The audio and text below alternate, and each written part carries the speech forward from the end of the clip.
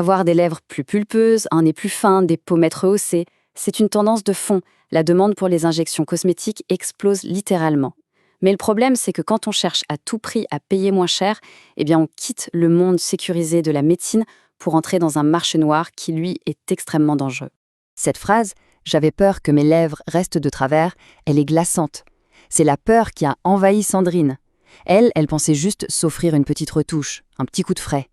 Mais elle s'est vite retrouvée à craindre que son visage soit abîmé pour toujours. Et voilà. Voilà la réalité crue derrière cette peur. L'image est difficile, on est d'accord. On est à des années-lumière du résultat glamour promis sur les réseaux sociaux. C'est la conséquence bien réelle d'une procédure qui a tourné au cauchemar. Alors comment est-ce qu'on peut en arriver là ? Pour bien comprendre les rouages de ce système, l'histoire de Sandrine, c'est vraiment le point de départ. Alors voilà, Sandrine a 44 ans. En cherchant sur Google, comme tout le monde, une solution pour repulper un peu ses lèvres, elle tombe sur une offre qui a l'air géniale. Le prix est super attractif, les photos sont belles, elle prend rendez-vous. Dans sa tête, c'est une évidence. La personne qui va lui faire l'injection est un médecin. Sauf que pas du tout. Le résultat, c'est une douleur atroce, des hématomes partout et même un nerf facial touché. Il lui faudra plus d'1 mois pour s'en remettre, avec cette angoisse permanente de garder des séquelles. Et là, on touche au cœur du problème. Souvent, tout se résume à ces chiffres. D'un côté, on a 130 €, de l'autre, entre 300 et 400. Pour économiser à peine 200 €, des personnes comme Sandrine prennent un risque immense, souvent sans même le savoir. Un risque qui peut coûter bien plus cher que de l'argent. Il faut bien comprendre que le cas de Sandrine, ce n'est pas juste un accident isolé, un pas de chance. Non, c'est le produit d'un système souterrain très bien organisé et surtout incroyablement rentable. Regardez bien ce chiffre, 6 000 €. C'est une somme colossale, et c'est ce que certains de ces praticiens illégaux peuvent se mettre dans la poche. Oui, vous avez bien entendu, en une seule journée. Cet argent facile, comme le décrit une personne qui a fait partie de ce système, c'est le véritable carburant de ce marché. C'est une motivation tellement puissante qu'elle fait complètement oublier les risques pris par les clients. Pour comprendre la mécanique de l'intérieur, on a le témoignage de Sophia. C'est un an d'emprunt. Elle est infirmière de formation, mais à cause de dettes, elle a basculé dans l'illégalité.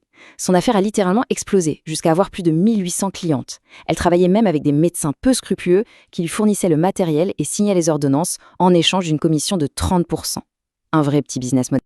Et pendant que certains s'enrichissent, les vrais médecins, eux, passent leur temps à réparer les dégâts.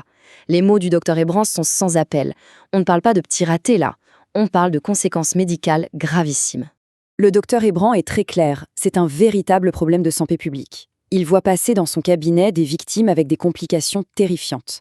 Quand il parle de nécrose, il faut être concret. Ça veut dire la mort des tissus. En clair, ça veut dire qu'on peut perdre un bout de son nez ou de sa lèvre juste à cause d'un produit mal injecté. Des dommages qui sont souvent irréversibles. Alors la question qui se pose est évidente. Face à des risques aussi énormes, comment se fait-il que la demande continue de grimper en flèche, et en particulier chez les plus jeunes ? Les chiffres montrent un basculement qui est assez spectaculaire depuis 2019. Historiquement, la médecine esthétique, c'était plutôt pour les plus de 50 ans. Et bien aujourd'hui, la tranche des 18-34 ans est passée devant. C'est un changement total de paradigme. Le témoignage de Kelly, qui a 30 ans, est très révélateur. Pour elle, les injections, c'est un rituel tous les 3 mois. Ça représente un budget de plus de 1 000 € par an. Et quand on lui demande pourquoi elle fait ça, ces modèles, ce ne sont pas des actrices de cinéma. Ce sont des personnalités de la télé-réalité, des influenceuses. Son objectif, comme elle le dit, c'est de ressembler à une petite poupée, un idéal de beauté qui est complètement façonné par les écrans. Et voici l'un des outils les plus puissants qui façonnent cet idéal, les filtres. Comme le fameux Bold Glamour sur TikTok, il ne se contente plus d'améliorer une photo. Non. Il transforme radicalement un visage, en temps réel.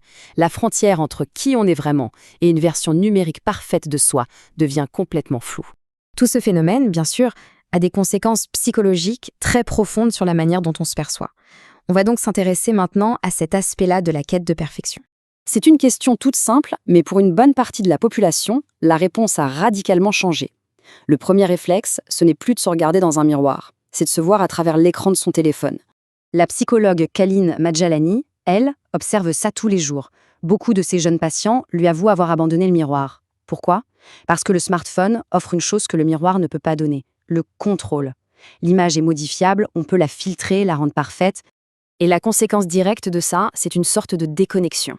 À force de se voir à travers ce prisme numérique qui embellit tout, sa propre image, la vraie, devient presque étrangère, voire décevante. On s'habitue à son avatar, pas à son reflet. Et c'est sans doute la phrase la plus importante de tout ce qu'on a vu. La psychologue le résume à la perfection. Le mal-être qui pousse quelqu'un à vouloir modifier son corps prend souvent racine bien plus profondément que l'épiderme. Et aucune seringue, aucun produit ne pourra jamais guérir une blessure qui n'est pas physique, mais bien psychologique.